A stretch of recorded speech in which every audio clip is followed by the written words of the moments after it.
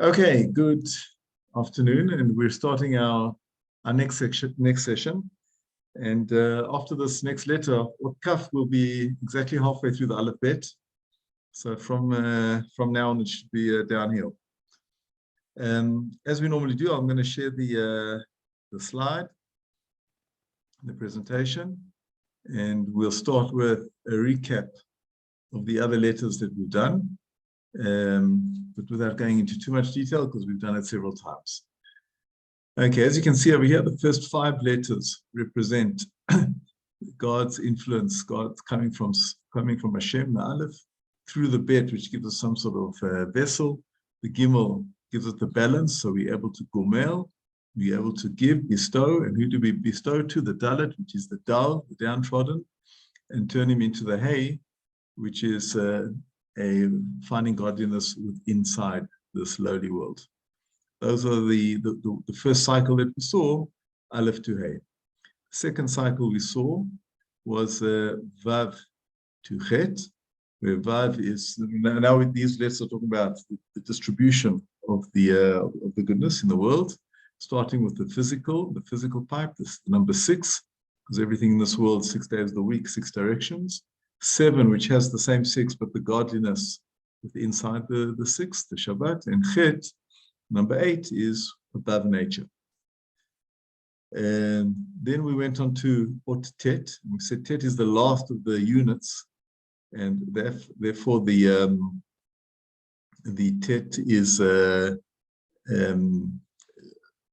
each one of the numbers. It's a large number without any connection between them. Each is unique, each has its own thing, each doing its own thing. Sure, I gave this week, I compared it to the soccer game that I played when I was in first grade, and each player does its own thing, doesn't really realize that there are another 10 players on the field. As opposed to this, the letter Yud is one unit of 10. We count on the base of 10. We have 10 fingers. We have a minyan. It brings it all together into something holy, and that's why every time we have something significant in this world, we have the number 10. We have the creation with 10 sayings or 10 sfirot. We have the destruction of the ultimate evil in Egypt with the 10 plagues, and we have the insertion of ultimate spirituality with the 10 commandments, all around the number 10. So that's the recap, and the recap's not worth anything unless we keep moving forward, and the letter afterwards is the word kaf. Now, kaf is an interesting letter because the name kaf has got several meanings. In fact, I've written down here 5 different meanings of the name of the word kaf.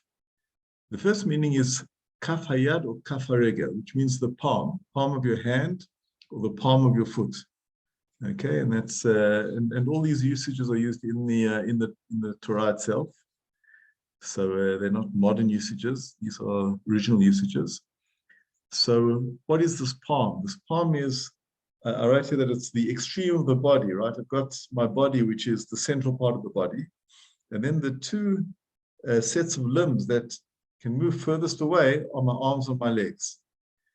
And then you have the rounding off of the legs, kaf haregel, the palm of the foot, so to speak, and kaf hayad, the palm of the hand. So that is the first meaning of the word palm. And as we normally do, we'll go through the whole list, and then we'll try and bring all these ideas together into one idea.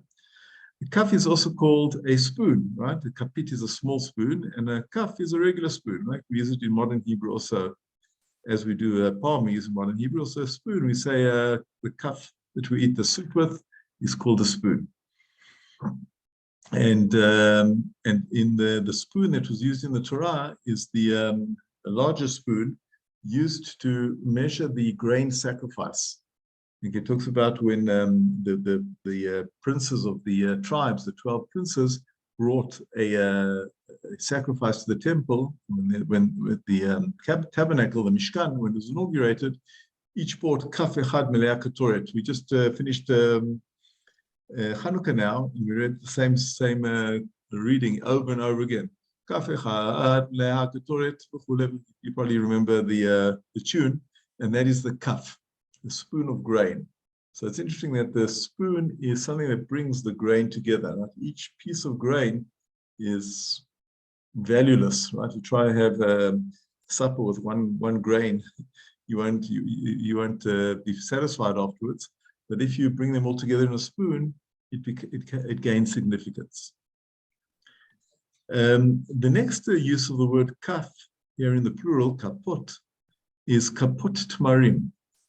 And this we're familiar with from Sukkot, right? Sukkot, we use the lulav, and the term used in the Torah for the lulav is a kapot tmarim. Tamar is a date. We know that the lulav comes from the date tree. So literally, the lulav is the palm of the date, right? If you consider the date almost like the hand, and then this lulav is doing something to the palm. Let's skip over the next one. We'll come back to it in a second. Go to the verb, the fifth one, and that means lakuf, kafa oto, to force somebody to do it or to bend. There's a modern Israeli song, not really modern, I mean from 48, I think. Shonaman probably remembers it, called Mekufefa Bananot, a guy who used to bend bananas. That was his job, right? Bananas don't come in their regular round shape, right? There's some guy who used to bend the bananas. But it's the same word, right? Lakuf. And related to that is to force somebody to bend down. And sometimes when somebody is forced into a situation, kofimoto, you force him to a situation. There's examples in the Gemara where you force people to do things in order that they'll be beseder. For example, someone who refuses to give a get when he should give a get to his wife, you can force him, kofimoto, to give the get. So it's interesting. Maybe the kfiyah, this pushing, this forcing, is done with the kafayat, an idea in the meantime to think about. And the last one on the list here, although while I'm talking to you, I just thought of another one which I think I'm going to add, is the thigh of Yaakov, right? Yaakov has the fight with the angel, and because of that, we don't eat the hindquarters of an animal until they take out a specific part of the it's not really a vein, it's a sinew. It's called Gida Nashe, and that part of the upper thigh is called in the Torah kaf hayerech. Okay, and so according to the simple explanation, maybe if someone's got the good shape and his legs are muscular, maybe there's a shape of a spoon in the thigh. I'm not sure, but interesting. It's called kaf hayerech. The extra one that I'm actually I'm just going to write it down here in the meantime, makes everything very small, is called kafui tova. Okay, somebody who doesn't appreciate the goodness that he gets, someone who's unappreciative, is called in Hebrew kafui tova. I think this word does not appear in the Torah, but it appears in the Chazal, in the rabbinical literature, Talmud. I'll just write it here, and we'll call it unappreciative. Okay. So these are lots of meanings, and we've got quite a challenge now to try to think how we bring them all together. The next value we look at is the gematria, is the number. The number is 20.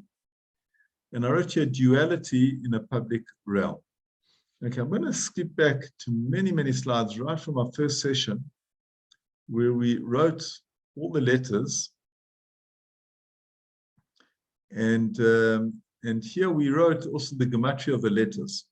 And when I wrote them down, I wrote 9 letters in each column so that you see the progression of the connection between the aleph, the yud, and the kuf. They're 1, 10, and 100. I guess in the maths would say 10 to the power 0, 10 to the power 1, and 10 to the 10 squared. And 2 is, bet is 2, kaf is 2 times 10, and resh is 2 times 100. and so on and so forth.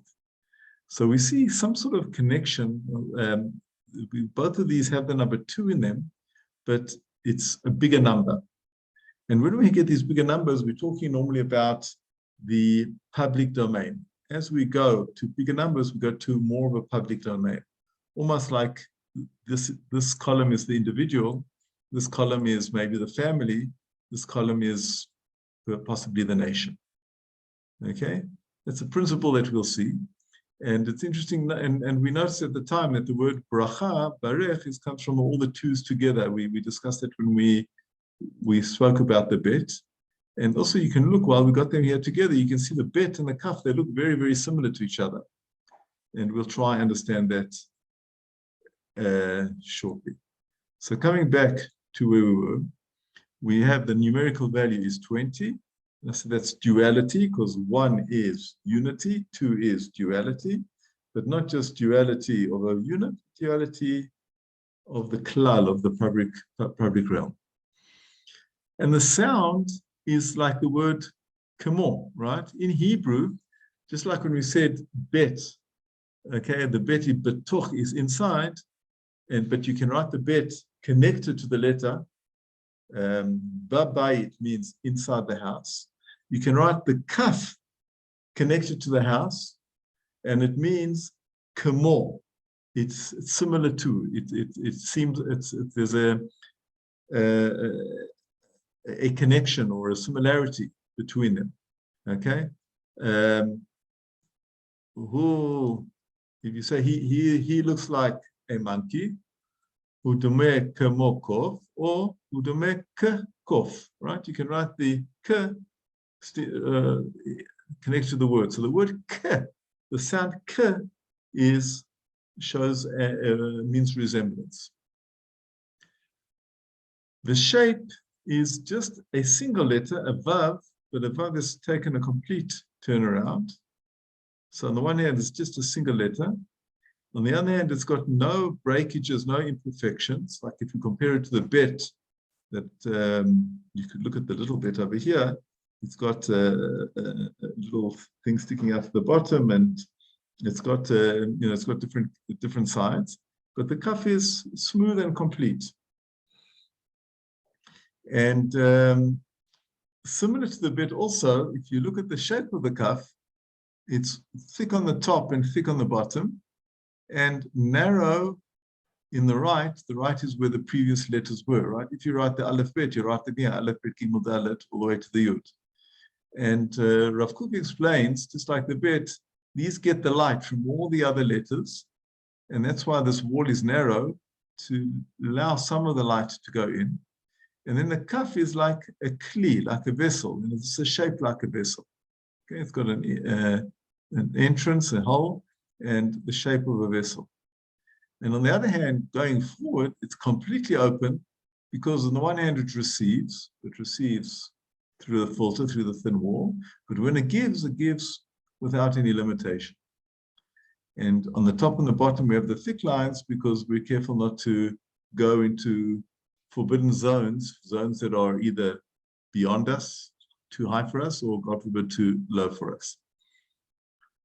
And finally, we look for the first word in the Torah that begins with the letter kaf, and that's in the fourth pasuk, the 4th verse of the Torah, the word ki. Vayar Elohim et haor ki tov. Vayavdel Elohim ben haor uben hachoshech. So it's interesting, the word ki is a causative word, right? It's talking about the tov, and we spoke about tov when we discussed the letter tet. But here we're not talking about the word tov itself. We're talking about the thing that allows the tov to become tov. Okay, it's kamo tov, right? Similar to the kamo over here, that enables the tov to express itself. The key is the thing that allows the tov to come into its place. So now, how do we bring all this together into a central theme? The kaf, and I'd like to take actually the lead here from the palm of the hand, right? The palm of the hand, just like we said of the kli, that it can receive and wants to give further, your hand normally can be closed. And when the hand is closed, you don't really know what the hand's about. When you open the hand, it can be opened in a shape where you're receiving. Okay, after you park your car, you want to receive, right? Or begging for money. And then the same hand can go to the next stage and give out. So the hand is actually, it's interesting, it's the only part of the body that I think we discussed this when we said that when we talk about the yad also, okay? And we should discuss now the difference between the yad and the kaf, the yud and the kaf, the two letters that are next to each other. We'll talk about it. But the hands are the only part of the body that can be above our heads, below our feet, and in the middle. So they can extend wherever you want. Okay, the feet also extend, but they always extend downwards, unless you're Ben Gurion standing on your head. So what the kaf is showing the flexibility to take all this beautiful influence that we received from all the other letters in the past, the 10 letters, the complete unit of the letters, right? We said Yud is a complete unit, and starting to do something with them, forming them into a kli, forming them into something that is useful. Taking the hand that is not really defined and deciding what you want to do with it. Do you want to receive or do you want to give? Do you want to kofeh? Do you want to force somebody else to do things, right? Or do you want to be like Yaakov, overcoming the angel, and the angel using his force to hurt Yaakov in a limp that Am Yisrael will always feel? Okay, I'm not going to get into that explanation now. It's a shur on its own right, but clearly the message there is that something happened to Am Yisrael through our father Yaakov that makes us limp forever as a result of the interaction with Esau. And that is also the lulav, right? The date is a very nice thing. The date is, you ask a normal person, a non-Jewish person, why do you grow a palm tree? Maybe he'll say for the beauty, but he'll probably say because you want to eat the dates, right? People normally plant fruit trees because they want to eat the fruit. But what we do is we take the branch and we turn it into the most important thing, because we say the branch spreads out from the tree, and the palm branch is a unique shape. It's not like a regular tree. It's got a very defined shape. It's interesting also that the shape of the palm branch, all the leaves come in pairs, right? And to make the lulav kosher, you have to have them going out both sides. If you've got a lopsided lulav where you only got leaves coming out the one side, it's treif. Reminds us a little bit of the duality of the number 2, the 20, in the kaf. So what the kaf does is the duality over here. It says that I look at this potential that I've got, and I try and say, what am I going to do with this potential? What am I going to do with this hand? I'm going to make it a kaf, and I'm going to decide, is it a receiver? Is it a giver? Is it a vessel? God forbid I'll decide that it's kafui tova and it's unappreciative and it won't do anything. Okay, it'll be passive. Like I said, this word doesn't appear in the Torah, but it's also true. And that's the meaning of the word kamo. What is kamo? As if, right?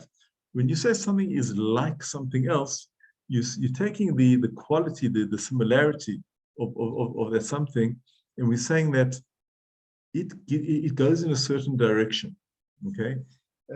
For example, if somebody you get 2 identical twins, and one of them will be a comedian and stand in front of a group of people and make them laugh and whatever. The fact that he is identical to his other brother, who may be very quiet and shy and won't have the personality to talk to a group of people, people see him as, people will define that comedian as the person who tells the jokes. In other words, the fact that he looks a certain way, the fact that he's got the same body build and facial features as his brother doesn't really matter. What matters is the kamo, what he actually does, what he does, the kaf, that he takes it and how he shapes his personality, how he shapes the raw features that he uses.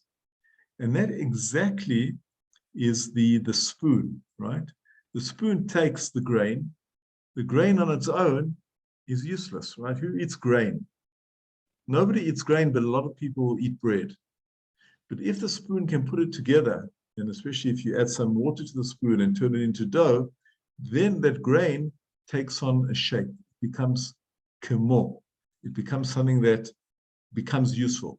The raw material becomes something that is useful. The potential becomes something that is real, that is practical.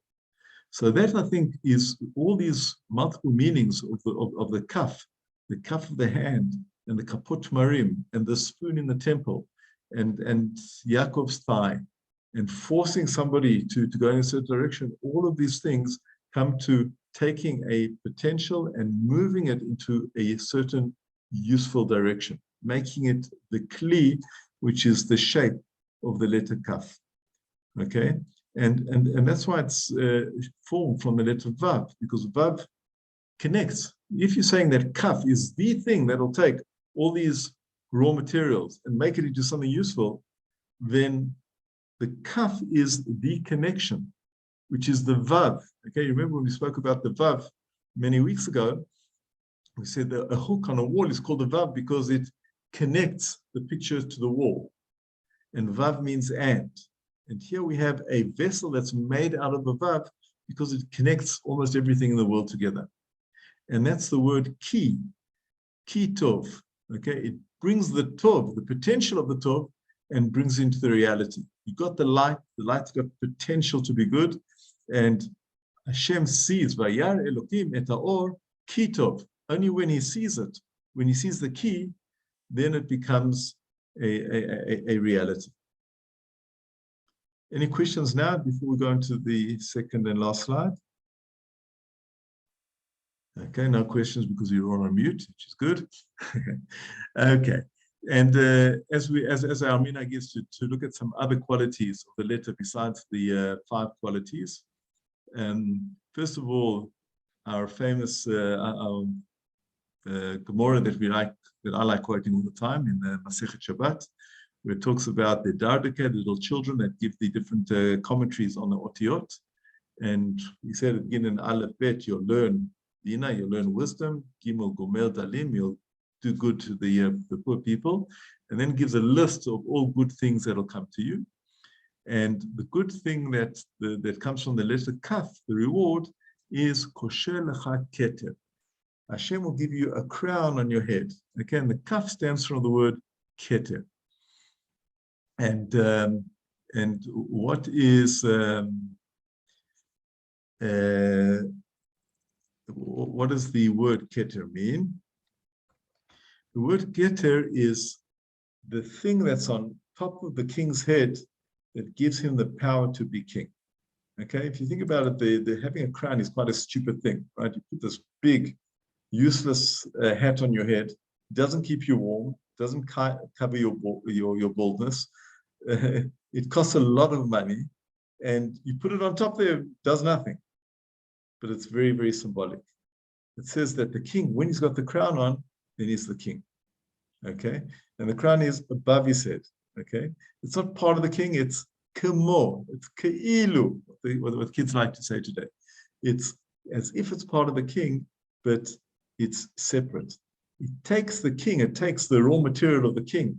It takes the identical twin that we spoke about. If you have 2 identical twins, one of them is the king and the other one is just the king's brother.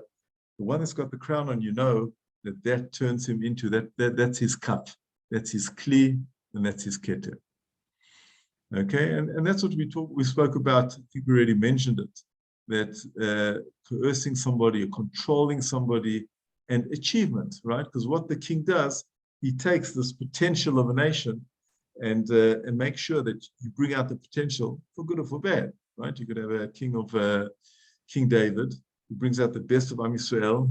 He's just one person. Moshe Rabbeinu is just one person, but he's capable of bringing the kamo of Am Yisrael to its goodness. Or you could have a negative king, right? Yerovam, Rehoboam, the negative kings that we've had in history. Or if you look around the world, the negative leaders that we've had in modern history. But what they do, they've got incredible power, but their power is just for the fact that just like this crown is not really part of them, but it allows them to take control of a whole nation, sometimes the whole world, just because Ke'ilu, they've got this ability to take complete control.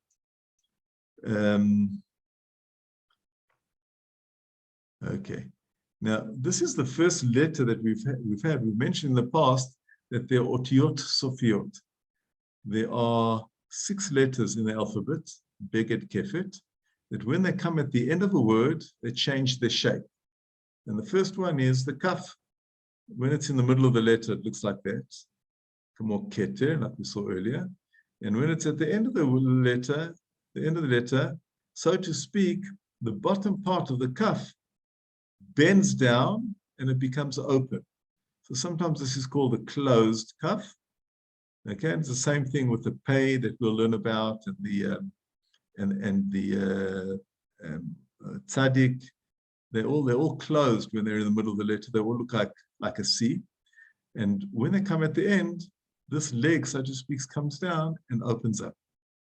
And the message over here is that when they're in the middle of the letter, they're still working, they're still doing their thing. They're like a vessel that's receiving and getting all the inputs inside.